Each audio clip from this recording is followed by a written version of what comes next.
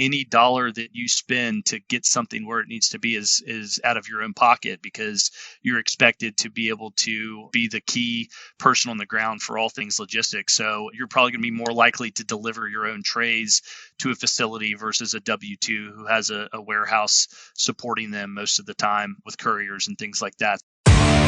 Without supplies, there's no surgery. Without products, there's no patient care. Welcome to Power Supply, the healthcare supply chain podcast focused on helping you navigate the intricacies of logistics, purchasing, contracting, and supplier relationships. Each episode, we speak with healthcare executives, supply chain leaders, and innovative entrepreneurs from across the country as they share their stories, experience, and expertise on the industry we love. From the loading dock to strategic sourcing, from buyers to the C-suite, and across the enterprise, we tackle the real-life issues impacting the healthcare supply chain. Whether you're tuning in for conversation or inspiration, we're glad you're here. You're just in time to hear it from the source and stock up on insight. So sit back and plug into Power Supply. This week on Power Supply, we speak with Hunter Fleetwood, Vice President of Sales at Global Med Logistics. And logistics is the topic of the day, but it's outsourcing logistics for 1099 reps and manufacturers, as we've seen a shift in the workforce, especially since the beginning of the pandemic, Gary. Absolutely. Ways to become more lean and more efficient. I'm looking forward to hearing what Hunter has to say on this opportunity on the logistics piece, which even during the pandemic was giant, and I don't think that it's changing anyway moving forward. So whatever Hunter's got to add to this, I think is going to be good. He has a very good background to share with us. Looking forward to today's conversation. All right, stay with us. We're going to be right back after a short break. I'm Hays Waldrop. This is Garry Skinner. And I'm Justin Poulin. A production of 17 Studios. You're listening to Power Supply.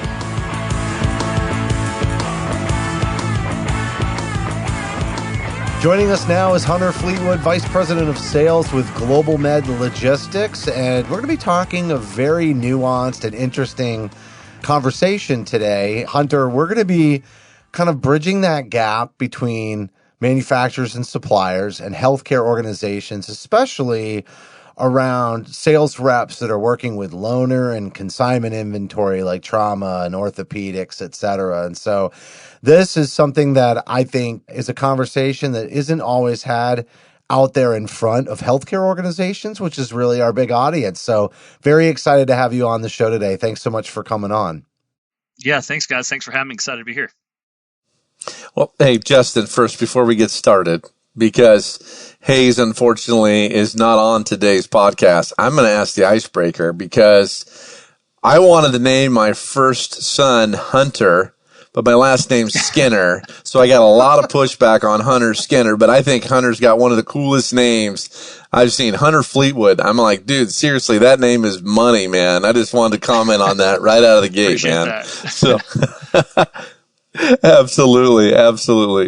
But, Justin, let's get it going. Let's roll, man. I can see why you got some flack on that one. Hunter, why don't you tell everybody about your background and, really how you find yourself at Global Med Logistics today? Sure. Yeah. So once again, thanks for having me, guys. I've been in the healthcare medical device industry now for about 13 years or so. I did a little stint up in New York on Wall Street, working in investment banking. From there, worked in business development in digital media, and was looking to make my way back down south. And I always knew I'd want to settle back down in Atlanta, where I was originally from. And this opportunity came up to pursue a career in medical sales. I'd always had a passion for healthcare. My grandfather was a pediatric orthopedic surgeon. I never had the mind to be an actual physician or a doctor or practice medicine, but always was taught to do what you can to help as many people as you can. And this is a really great way to do it, being in this industry. And whether it's supporting surgeons and the products they need to help their patients, or what I'm doing doing now in the logistics side, helping manufacturers be able to get those products to the sales reps, to the hospitals, to the facilities. And so I was in the medical device sales role for about 7 years. I was a full line orthopedic rep. So sold sports medicine, sold orthopedics, joint reconstruction, trauma, basically everything but spine. And after about 7 years in that role, came and joined Global Med Logistics to help grow the business as a medical device third-party logistics provider. Well, speaking of logistics, and Garry knows this really well from carrying the bag on the neuro side of the house, but, the reps that are involved, with procedures especially, right? Not necessarily products or even capital equipment, but definitely the ones that are in that day-to-day surgical environment. There's so much logistics involved in that. And you hear conversations all the time just about trunk stock and dead trunk stock that is a challenge for the manufacturer side of the house, and how much inventory they have that's kind of sitting out there that isn't necessarily in use. But can you talk about your experience, Hunter, just with how much of your job was logistics and how much was sort of sales and how much maybe was involved, in the procedures? Sure. Yeah. So the sales rep, especially if you're coming from outside the industry and you aren't as familiar with what a sales rep does, the amount of time spent managing everything up to that surgery and even after the surgery is quite considerable, whether it's working with the surgeon's office or the hospital to understand their schedule, their needs, what kind of procedures they have coming up. If it's a joint reconstruction procedure, then a lot of times you might have that surgeon preference card, so you know exactly what they're going to use because it's pretty standardized. But if they have a revision or something like that, obviously there's going to be much more equipment requested, a little bit more collaboration with that facility or with that surgeon's office to really get them what they need for the procedure. From there, you're working with either the manufacturer, or maybe you have a operations team that you work with if you're maybe a W-2, or some of the 1099s might be managing that themselves. Trying to get the equipment to the actual facility. You're coordinating with SPD, hopefully letting them know what's going to arrive and when it's going to arrive if you have the ability to do that. And then once it gets into the sterilized and into the facility, usually you're getting to the procedure in considerable amount of time before the actual surgery starts and setting everything up outside of the room, making sure all the trays are there for the surgery. Hopefully you're checking to make sure that if it's a ASCII tray that all the, none of the tabs are broken, or if it's a blue wrap that there's no visible holes in it before the procedure starts and even gets in the room. And then you're also going down and checking if it's a loaner procedure, you're checking with all the implants that were sent to the procedure, making sure you should be checking to see that you have every single thing that you could possibly need. And same thing with its consignment, making sure that replenishments came in if they were already used in a procedure, making sure you've restocked the shelves, that there's no expiring inventory. And once that procedure happens, depending on the facility, depending on the different, lots of different rules at different places, but you might be the actual one putting the instrumentation back into the trays. Once it's been taken out, you might be transporting that down to SPD. Rules are different everywhere, but you are responsible to make sure that all the equipment is there back into the trays. And then, of course, you're typically responsible for tracking the usage of what was used in the procedure, providing a surgery requisition form back to the hospital along with pricing so that you can accurately capture what was used in that procedure. Hunter, you've said a lot there, and it is a lot. And it ultimately, Justin knows right where I'm going to go with it, it's about the patient, right? The seriousness of what we do, what we've done, and what you're currently involved in is always about the patient and making sure the surgeon and the staff has what they need. And, I know you think about Murphy's Law, Pandora's box. You don't ever want that to happen, but you have to be prepared, because once that patient's on the table, it's a big deal. So anyways, I appreciate you going through that. And the majority of this, I'm thinking about all these pieces, like, 30 to 40 to 50 to 60% of logistics is spent on the operations to get this ready for that time. When you're on point for the 2-hour case, is really getting prepped for that. What are some ways, Hunter? You talked about consignment versus trunk stock. I think about the savings of time having consignment, because I don't believe hospitals now are buying full $1 million sets or $400,000 sets. It's trunk stock or it's consignment. And maybe talk a little bit about that on maybe some operational efficiencies or others that you think can help reduce that time that you're talking about to get ready for the case. So maybe just some some of our users can hear that you would help out? That'd be great. Sure. Yeah, the days of those $1 million set buys are few and far between. It does happen. We do see that happen sometimes, but there can be a value prop to justify that as well. And it's going to be quite different between the surgery center and what happens in a hospital, right?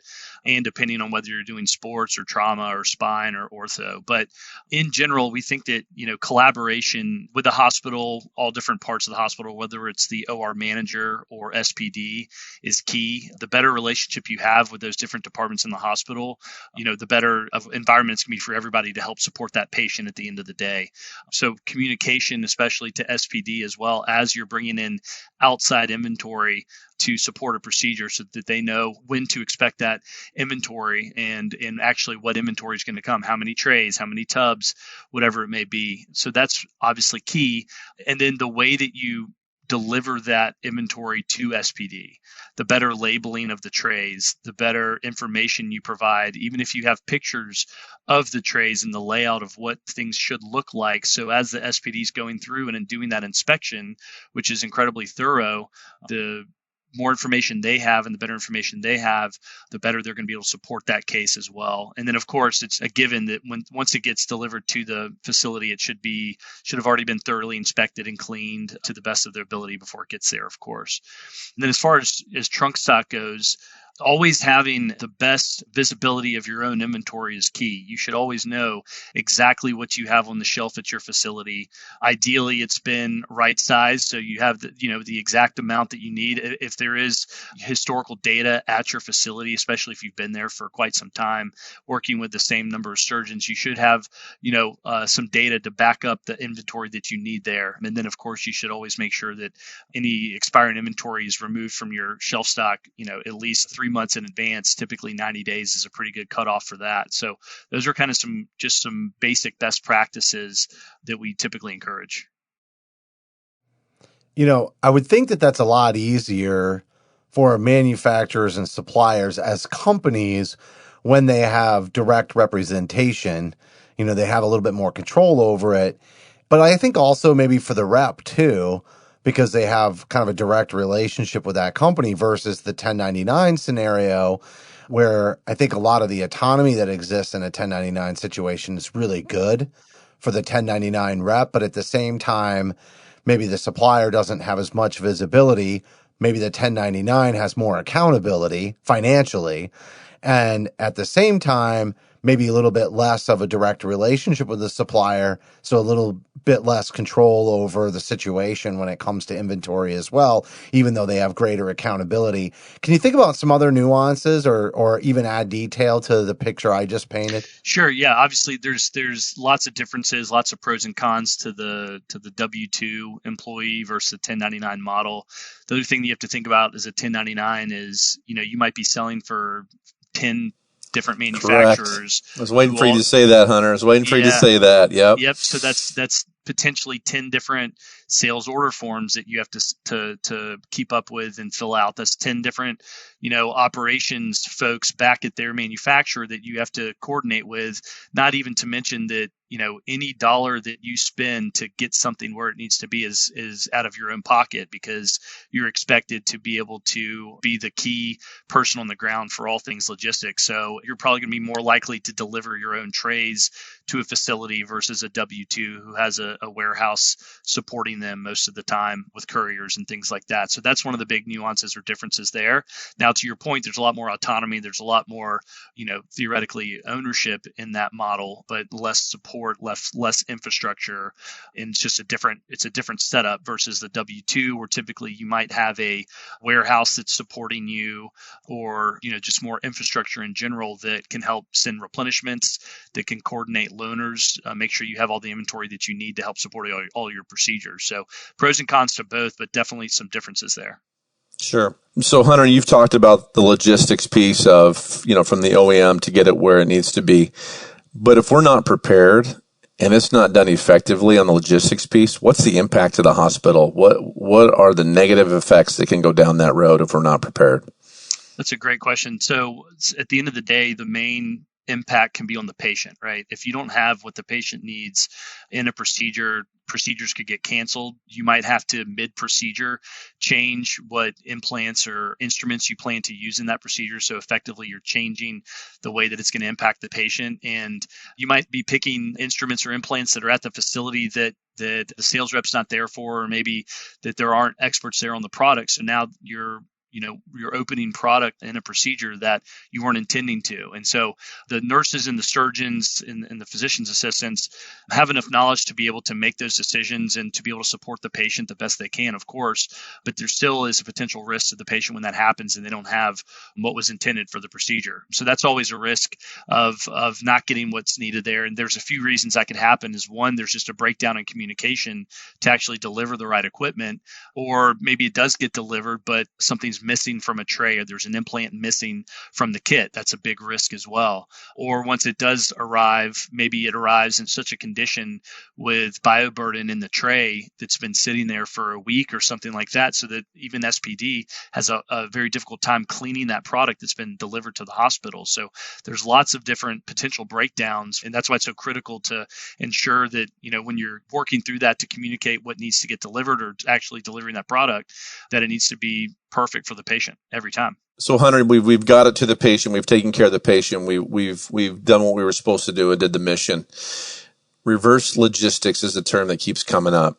Can you speak to that a little bit more and share with our audience what that looks like after the procedure? Reverse logistics, please. Sure. Yeah. So one of the reasons reverse logistics is so important, or getting everything back to where it came from, getting everything back to the warehouse, or even potentially onto another location, is that it's going to impact that next surgery. So it's kind of the circle of life. You're starting back where we initially started, getting everything to the hospital on time, how it's supposed to be. It's also depending on all that product coming from the last procedure and in a very effective and efficient manner, right? So after that procedure happens and everything gets back down to SPD and it gets cleaned, it's coordinating back with either a local courier or your local warehouse, or if it's going back to some regional hub, being able to coordinate that to get the implants and the instruments back to wherever it came from. And one of the challenges in healthcare or in the medical device industry, when you're thinking about these complex procedures where you potentially are sending 7 trays and 6 tubs of implants,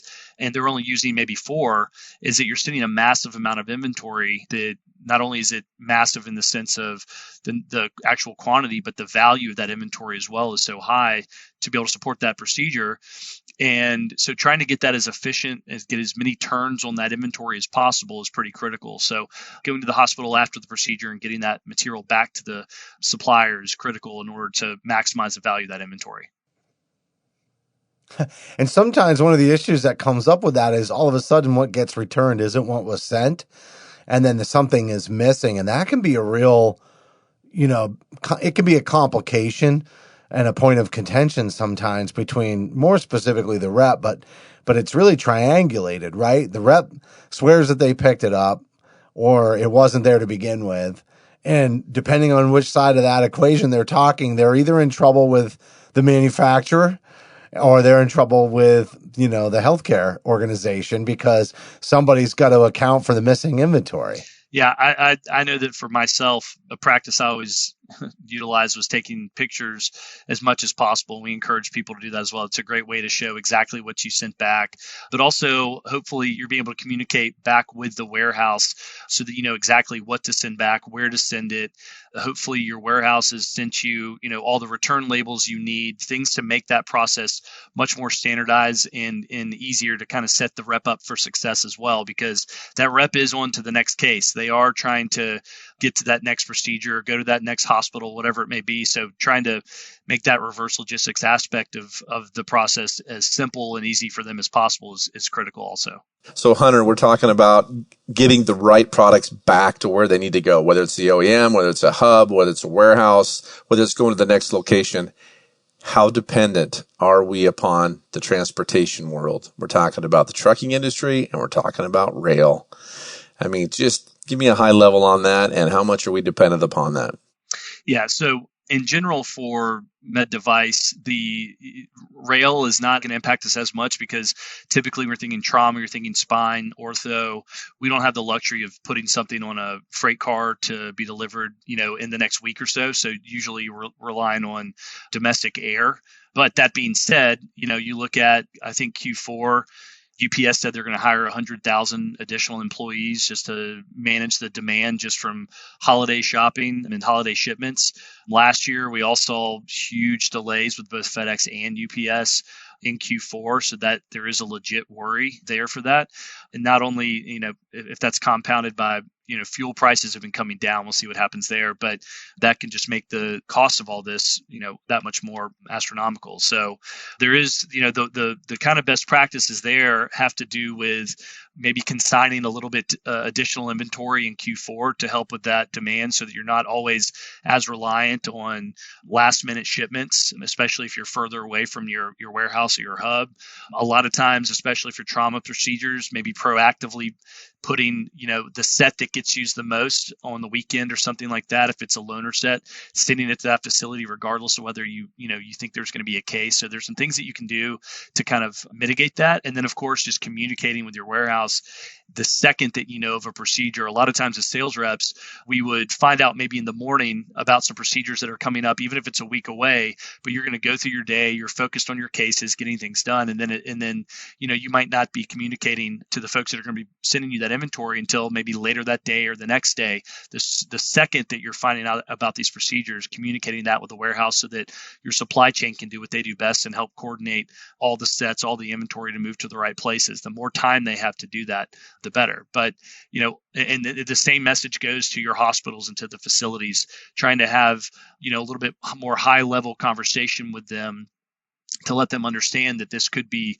a challenge that we face in Q4, and saying the same thing, that then the more time we have to prepare for these procedures, the better, because we know that a lot of times the sales rep might be the last person to find out when a procedure is happening, and the more time we have, the better we can help manage it. Well, you mentioned the pandemic there, and what we saw, especially with the cancellation of procedures, is a lot of those W-2s, got cut from the mix, right? Now, many of them landed with 1099s, especially as healthcare organizations tried to, kind of get their volumes back to the pre-pandemic levels. But the truth is that still leaves us with a large backlog. Going back to what we were already doing still creates this enormous gap from scheduling a procedure to actually conducting it, and a very difficult prioritization of who should jump in line based on need and their clinical circumstances. And so really what we need to do is we need to find a way to exceed prior volumes, at least temporarily,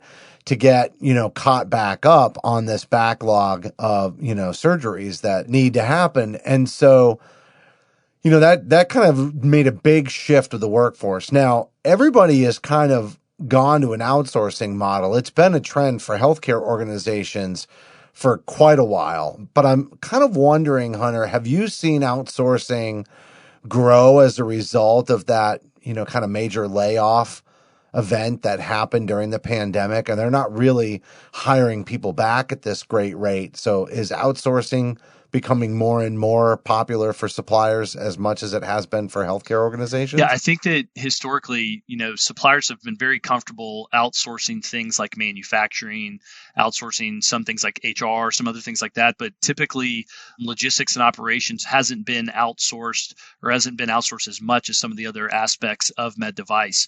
What we've seen over, since the pandemic is the justification of outsourcing the labor force from a operational logistics standpoint has come to make a lot more sense, right? You mentioned the layoffs that happened during the pandemic.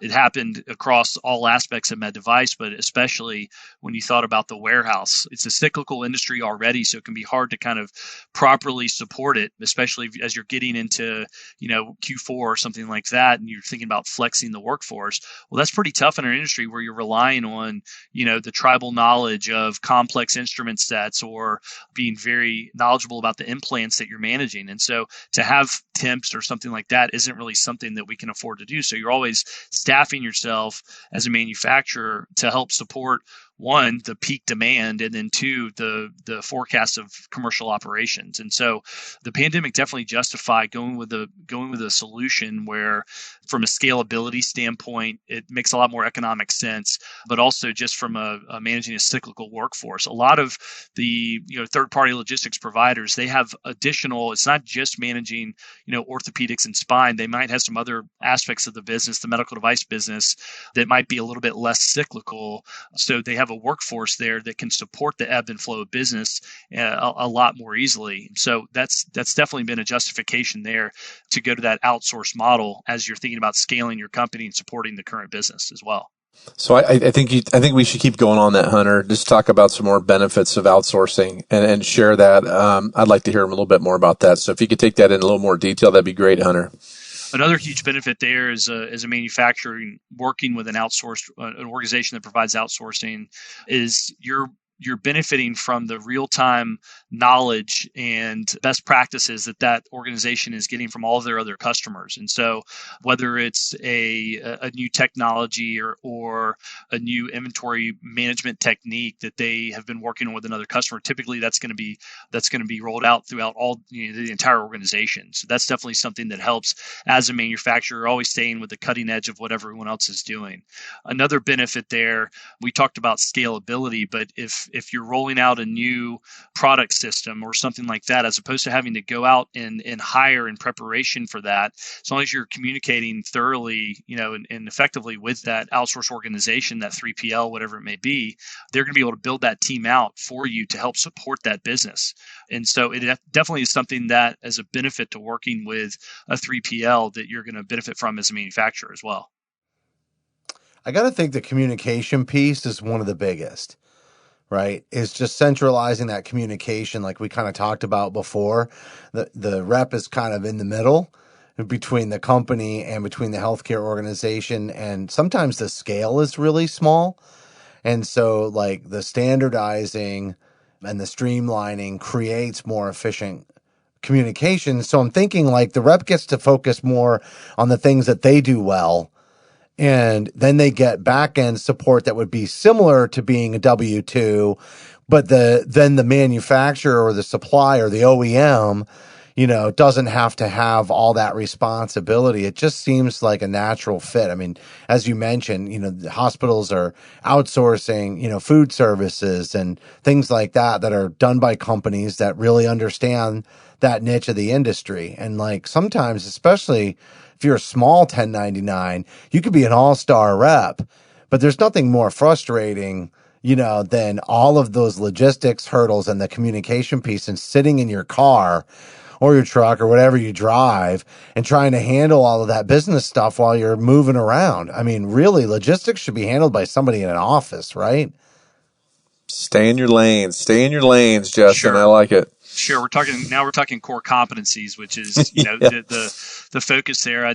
The Smith & Nephew CEO, Deepak Nath, said on the Q2 earnings call that the majority of his sales reps in orthopedics and trauma spend at least 40% of their time or more managing logistics.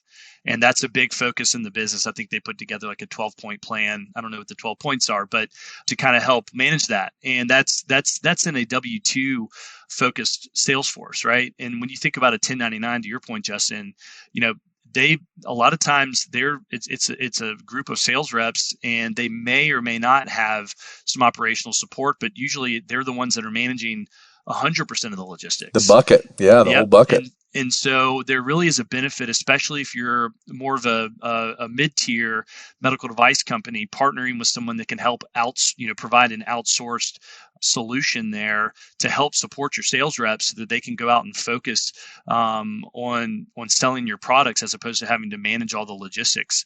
Not only that, but it also is going to, as a mid-tier, if you're competing with lots of other companies, especially in the spine world that have a product that sales rep has the opportunity to sell, if you have a great solution from a logistics standpoint as well, that can be a benefit. Not only your great product, you're obviously trying to sell that in the technology, but also the infrastructure you're going to provide that 1099 to be able to go and support their surgeons is something that, as a manufacturer, could be a value add when you're trying to get distributors to go and sell your products. Yeah, and I would say the last thing, is we talk all the time on this show about the workforce shortage, and not just on this show. They talk about it at every trade show conference in just about every industry. This whole workforce shortage is really causing an issue. Like, it's forcing us to leverage technology to work more efficiently. So I'm also thinking, like, at some point, if you're a really small outfit, but again, you're a really great rep, to offload that even internally may not be the most efficient. You might not have the most experienced, and you might have a really hard time hiring the right person to delegate those responsibilities to that can do so effectively. Maybe kind of take this outsourcing vision, just that last step before we wrap up, about how we're going to need technology to address the shortage in really labor to do these things that, can be very manual. Sure. I think that there are some technologies out there, that the softwares, whether it's an inventory management software or a case scheduling software, that are super beneficial to a sales rep, whether you're a 1099 or a W-2.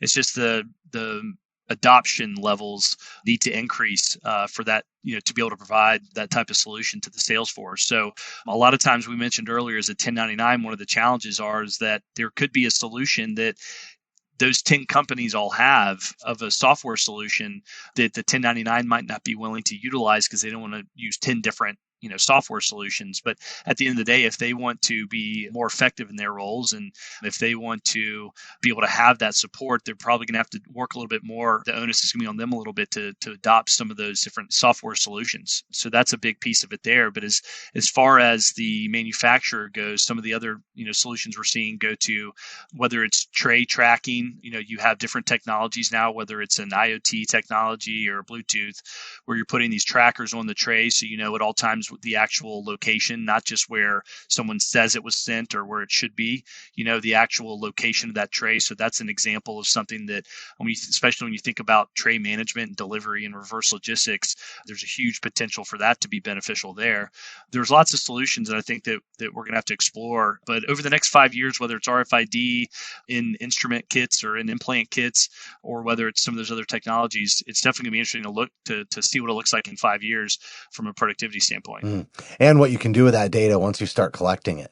1,000%. Yeah. Hunter, great job. Really enjoyed having you on the show today. Again, lots of conversations around outsourcing, but not from this angle and the benefits of that, especially as we've seen the workforce move more and more from W-2 to 1099 scenarios. It's creating a challenge, but also an opportunity. Really appreciate you coming on.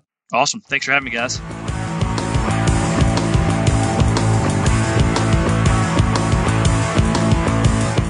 That was Hunter Fleetwood, Vice President of Sales at Global Med Logistics. And Garry, we really haven't talked about this, but there has been a big movement to outsourcing, but especially even on the manufacturer side. And as we talked about, W-2s moving into 1099 situations, but then where do they get the kind of support logistically that they used to get from the manufacturer? And I realize some of it's still there, but there's like just business logistics too as well. And when you start cutting that up and splicing it out, you're going to get a high level of variability. And I can see where outsourcing that as a 1099 organization can sort of still maintain that congruity and that experience in a centralized kind of outsourced partner to make sure that things still operate very smoothly. And at the same time, as Hunter, kind of brought up, which I think makes a ton of sense, is the manufacturer themselves, really just take on a lot less risk without having to worry about things not going off without a hitch for their customers. No, I think you're right on. I think one of the key takeaways of that conversation, you talking about the 1099 to the W-2s, is staying in your lane. I mean, you get overwhelmed with this 40 to 50 to 60% or the whole basket as a 1099. It's looking for ways to become more efficient and not have that giant burden when really the ultimate thing is the mission and take care of the patient. Spending all that time on logistics is so much. And I also really wanted to bring out Hunter's comment on reverse logistics. I thought that was a really, really important part that he brought up that I'm going to keep on the tip of my tongue to talk a little bit more about too. But the reverse logistics discussion, I think, was spot on too. So there's so many bits and pieces of this, and I think Hunter did a nice job on it. So good podcast. Yep. All right, well, that's going to do it for this show. But as a reminder, you can support Power Supply by subscribing on Apple, Amazon, or Google Podcasts. You can also find us on Stitcher, iHeartRadio, Spotify, or simply search for Power Supply on your favorite podcast application.